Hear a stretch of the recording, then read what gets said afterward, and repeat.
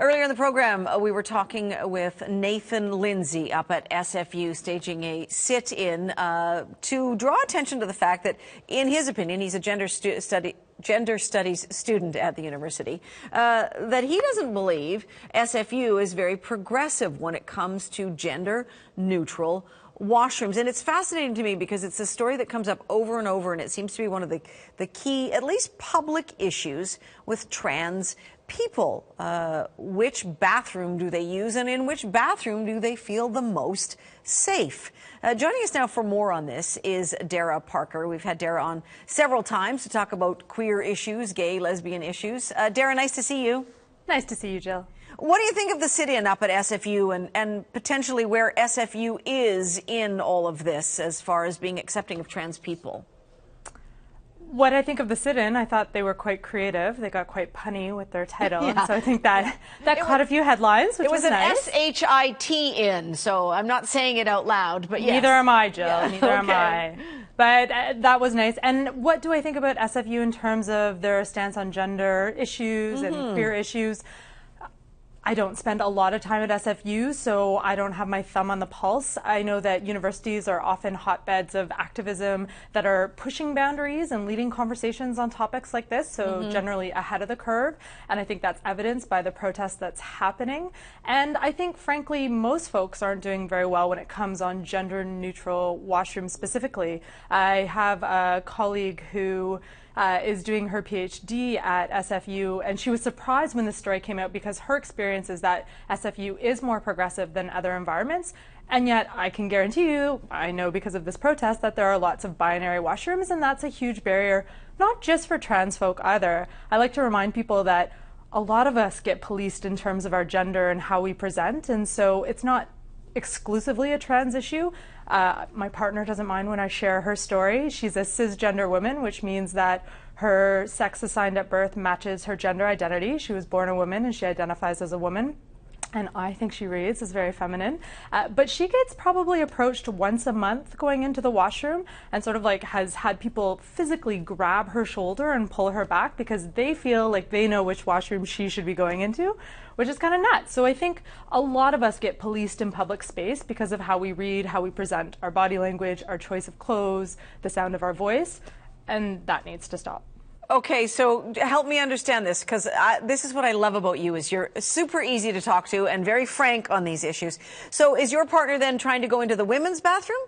Yeah, that's right. Okay. So she's a woman trying to go into the women's washroom and like regularly gets stopped and, said, oh, you're going to the wrong space, or hey, what are you doing here? And then sometimes they realize, like taking a second look at her, that, oh, this is a woman. But frankly, why is somebody questioning that in the first place? I think that my partner is the expert in knowing where she should go to the washroom. Well, and that's exactly what Nathan Lindsay said to us, is, hey, everybody, stop asking people why they're in this bathroom. They've picked this bathroom, and so let's assume that they know which bathroom they should be in.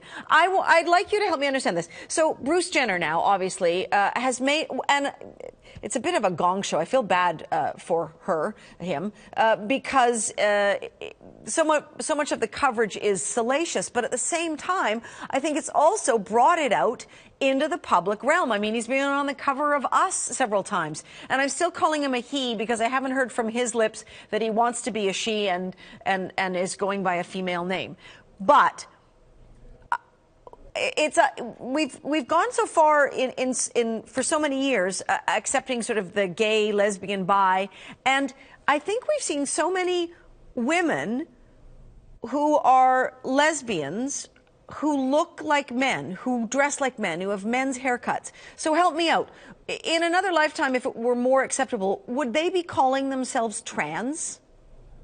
It's a great question, and there's no easy answer. Sorry, Jill. As easy as I am to talk to you, this isn't simple. Gender is fluid, sexuality is fluid. People collate those two concepts often. So when we see someone who doesn't conform, so that sort of butch-appearing woman that wears men's clothes, has shorter hair, walks in, a style that we understand as male, we might read them as a lesbian, we might read them as a man, and the truth is, it could be either, right? It's very unique to the person. And so I think as trans issues rise to the forefront, we're seeing more and more folks come out as trans. I suspect there's not an increase in trans people. It's just becoming safer to have the conversation, and there are systemic changes happening where people can access the healthcare they need to be who they are. So, I know some folks in my community who first identified as a lesbian and then actually identified as a trans man. But I also know lots of butch lesbian women who are still butch lesbian women, and their gender identity isn't in question. And they still don't conform to our expectation of what it looks like to be a woman.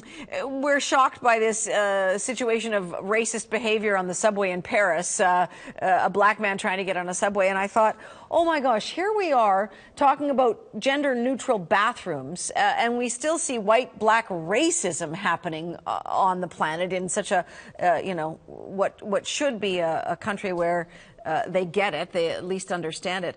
How long do you think it's going to take before we've got this figured out, or will we ever have the issue of gender neutrality, or not worrying about exactly what gender people are?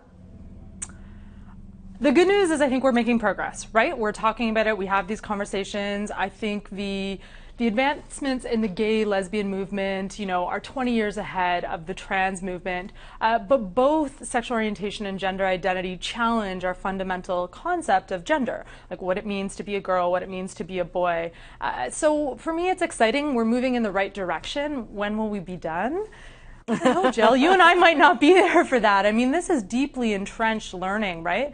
When's the first time that you start asking gender questions for a new child? It's not even when they're born. It's actually, when a woman is pregnant, one of the most common questions that people ask is, do you know the sex? Do you know? So this kind of conditioning is happening before the child is even born. And the reason they ask these questions, my mom and I have this conversation all the time because she always wants to know the sex of the baby when my friends are having children. And she's like, well, how do you know what clothes to buy them? Or like how to paint the room, or, what toys. So gendering happens at such an early age that it's going to be really difficult to undo those learnings, but I still think we're moving in the right direction. We just got to get away from the strict pink or blue thing and we'll be fine. Yeah, or, I don't even have a problem with pink or blue, right? Like if girls like pink, great, let's create space for boys to like pink as well, right? I think for me, it's not about creating gender neutrality that everybody needs to be dressed in greens and yellows, right? For the baby showers where you don't know the sex of the child. I think we just need to expand what's acceptable for gender in terms of how we perform and how we conform or don't conform. I wish there was more fluidity allowed in our expression and that we got less hung up on it. Like I think I can reflect on my own experiences. I've certainly been in a restaurant or at a community center where I've stared at someone and thought, like, what's their gender? Like, are they male or female? Male or female? And I don't know why I care. Like, this is a stranger across the room but we kind of get fixated on it, right? We are in this very binary world where it's like either or, black or white, dichotomous. And so, I challenge all of us to look at ourselves and be like, does it matter? Does it matter if I am able to identify them appropriately? Maybe if you're getting into a conversation with that person, but I think we get really hung up on gender in a way that we don't need to. Dara Parker, Executive Director of Community, as always, thank you.